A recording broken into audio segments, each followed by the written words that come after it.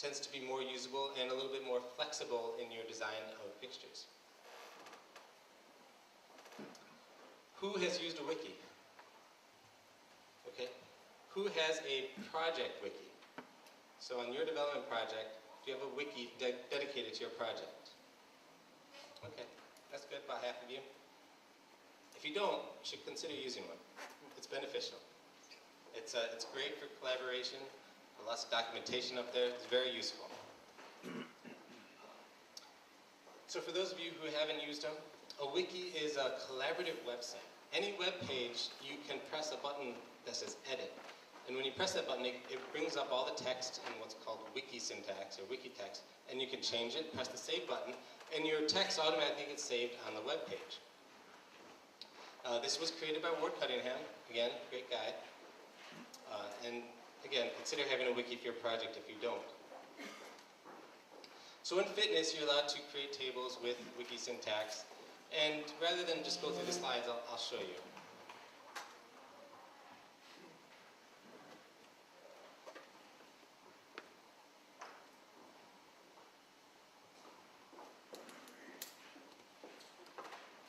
I'll talk very loudly.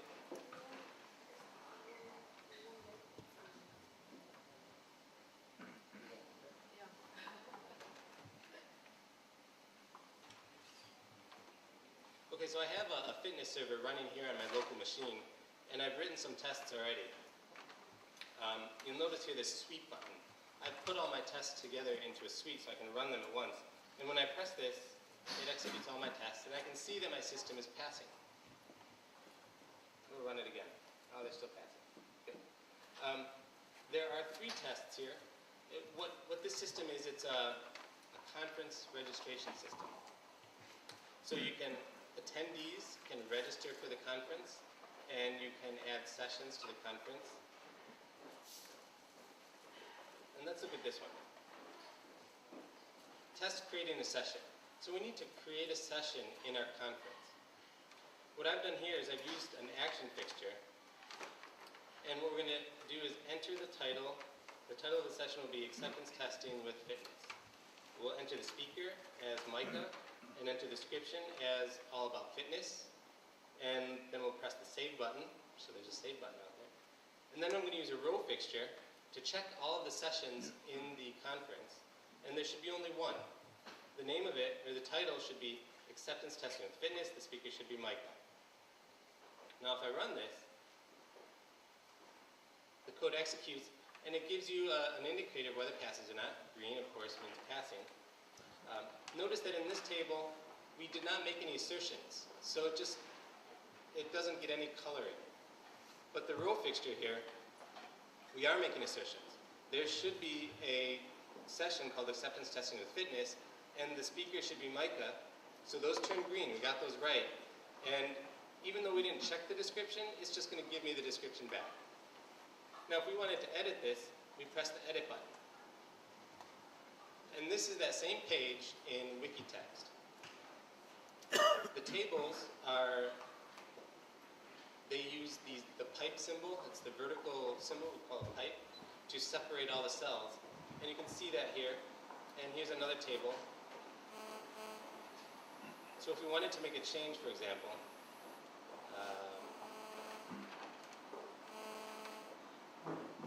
maybe we just change the title of our talk. Then we can test it again, and now you see that the test fails. We expected a session called Acceptance Testing with Fitness, but it's missing. So it tells me that session is missing, and I got an extra one. There's some surplus. There was a session titled Acceptance Testing with Fitness 2. So you can see how that works. So this is the wiki. You can go to any page and edit it. You can make it a test and execute it. So let's talk about making it a test. If I create a new page, let's go here. Let's say I wanted to create a new test. I'll go to this page and I'll just use some simple wiki syntax here. I use this caret to say that I'm nesting it. I'm making a nested structure of tests. And I'll just give it a silly name. It shows up here. Now, notice that all the other links are blue. This one is black because that page does not exist yet. But it gives me a nice little link here where I can go and create that page. So I'll edit that.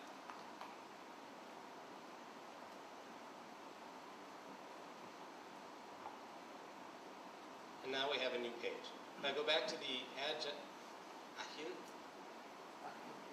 if I go back to the Achilles page, we now see our new page in a blue link.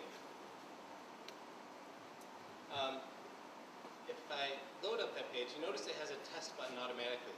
Now Fitness will look at the name of your pages, and if it starts with the word test, it says, oh, you want a test page. So it automatically adds this button. However, you might not want it to be a test. So you can go to Properties here, and you can turn off the test feature. It looks a little funny because I've increased the font size, but here we go, we'll save the properties. And notice that the test button disappeared. So you can make any page in your wiki a test page. So that's probably the first step. You need to create pages and mark them as a test in order to make test pages. But once you've got more than one test, you're going to want to group them together so you don't have to run each test individually. We call these test suites.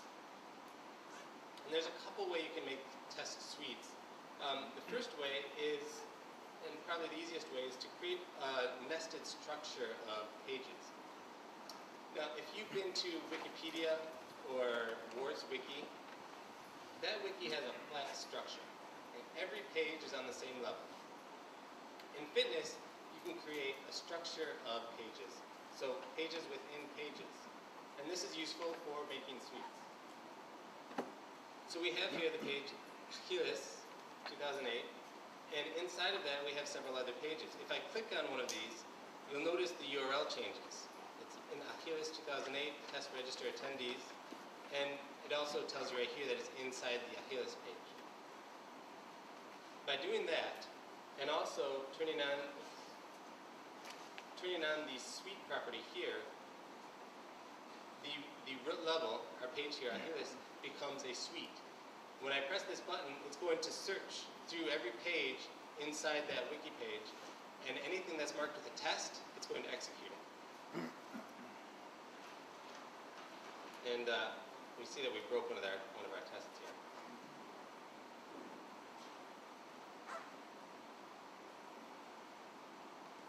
I'm going to fix that.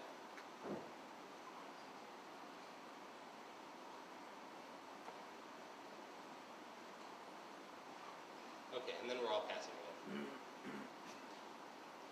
Well, one more thing I want to show you is a do fixture. In most cases here I've used action fixtures and row fixtures. This last table here is a do fixture.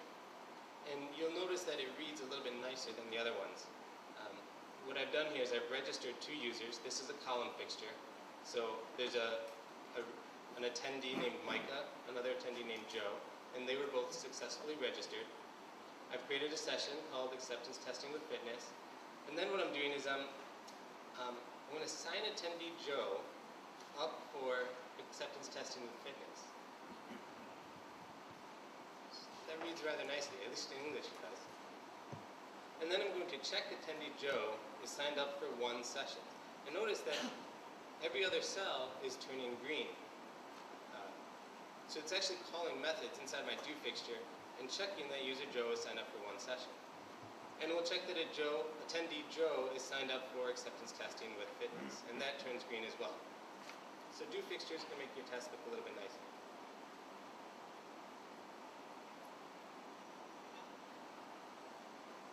Thank you.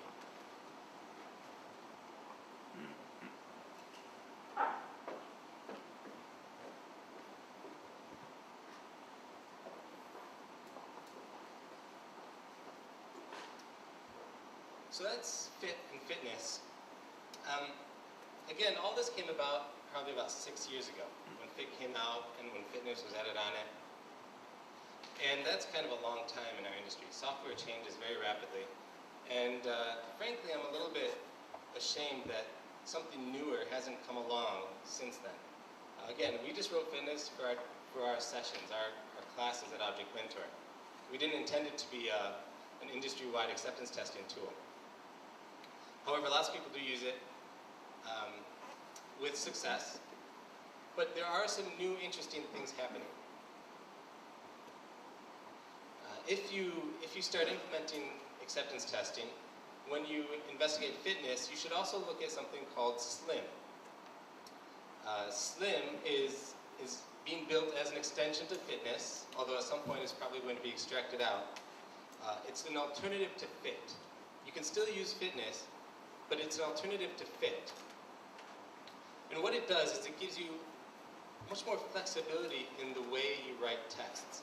You no longer have to use tables. You can use tables, and all the tables are still supported, but you can write your tests in a variety of syntaxes. In fact, you can make up any syntax or markup you'd like to implement your tests in. SLIM is a much smaller framework, so it's much easier to implement for all the various languages. And that might prove to be a better alternative to fit in the future. It's written by Uncle Bob. Who knows Uncle Bob? Yeah, again, you should know him, because he's a great man. He's also my dad. So you can name him Uncle Bob? We can name it Uncle Bob? I'll recommend that. The other thing you should look at is RSpec and Cucumber. This is the BDD, Behavior-Driven Development version of acceptance testing. BDD is the new fad, especially in the Ruby world. What it offers is a syntax which is pure text, no tables, you just write text. It's very readable. Your tests all have the same format. You have to say, given some situation, when the user does this, then you should see this, or this should happen. Every test is phrased in that same way, given, when, then. So it makes for very readable tests.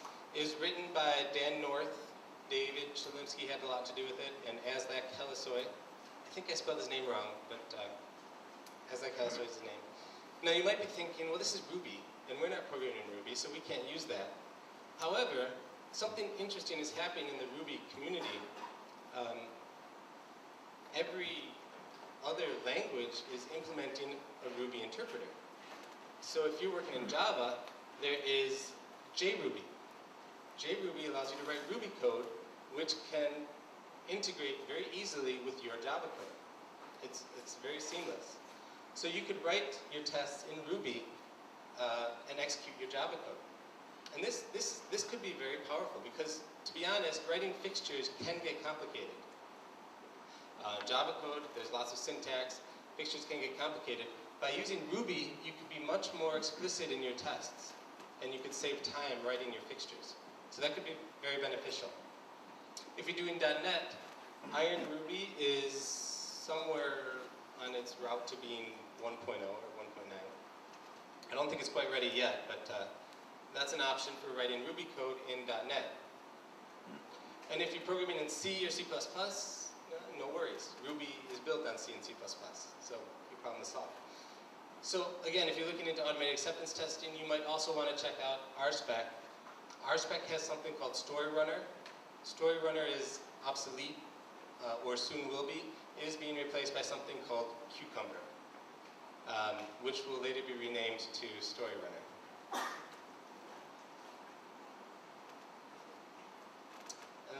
Are there any questions? Yeah, I have one. Yes. You mentioned initially that these tests shouldn't be focusing or even not using or passing through the UI. But the UI needs to be tested as well. You can be making many mistakes there. So how you cover that fragility? How you are ensuring the users that the software will be okay even when you add the UI layer? Yeah, that's a good question. So that's a compromise. My solution is to make your UI layer as thin as possible so that there's nothing to test. That's not always possible, and in projects that I've worked on, we also have tests that go through the user interface. For example, web apps.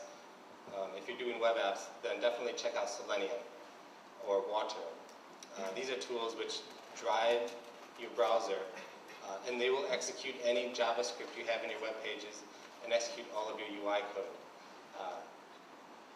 So you can do that. The cost is that you can't drive development through Selenium tests, and they tend to be fragile because they're going through the user interface. So there's some balance there between tests which are in Fitnesse and avoid the user interface, and tests which go through the UI. Does that answer your question? One of the tests you show us. I will be quick. The second test that you show us, I think it was mimicking a user interface. Was that actually going through a user interface when you enter something, you enter another thing, and then you press the save button, something like that? Was that going through a user interface, or just was a mimicking? I think I made that up. But you can do that. You can write fixtures which drive Selenium, for example. And so as you're executing your fitness test, the browser will pop up and start going through all your pages. You can do that. Over here. In the first row here.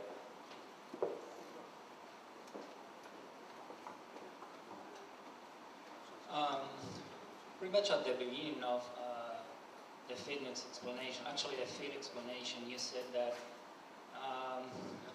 this kind of test actually talk to an API instead of concentrating on the UI, right?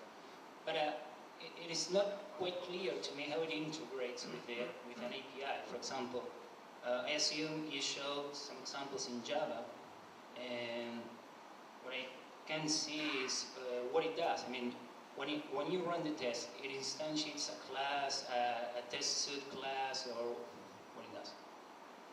Okay, so I'm assuming that the core logic of your application is in some objects, some Java objects, and that the UI are smaller objects which use your business layer. So in part of the build, remember the build, operate, check? In part of the build step, you should construct your business level logic, construct those objects, and then the fixtures will just talk to those objects. So does it work only with Java, or? Good question. So Fit was originally written in Java. It has since been translated into any language you can think of, almost. So .NET, C, Ruby, Perl, Python, Smalltalk. Sorry, about what you just said, that means that whoever writes the acceptance test needs to know the class's names. Whoever writes the fixtures has to know the class's names. And whoever writes the test needs to know the fixtures. Yes. Okay, and the fixtures were written? Typically the fixtures come after the test. So the customer will write their... Not when, where? Oh, where? Oh. In your source code, maybe in a separate package. I usually create a package called fixtures, and I put everything in there. Okay, but it's syntax that it's not Java syntax, or what is Fitnesse syntax? The fixtures? Yes. What kind of syntax? The fixtures are Java code. It uses an interface that is defined. Oh yes, all your fitness tests, all your wiki content in Fitnesse will get saved in your file system as plain files. If you put it in your project, you want to put it in source control. So every developer, when they update, they will be getting all of the wiki pages, all of the acceptance tests on their machine. Does that answer your question? Okay. Yes, sir. Can you integrate this with cruise control, for example? Have you ever heard about cruise control? Oh, yeah, of course. So cruise control is an automated build system. So every time you check in, cruise control will execute your code. And there are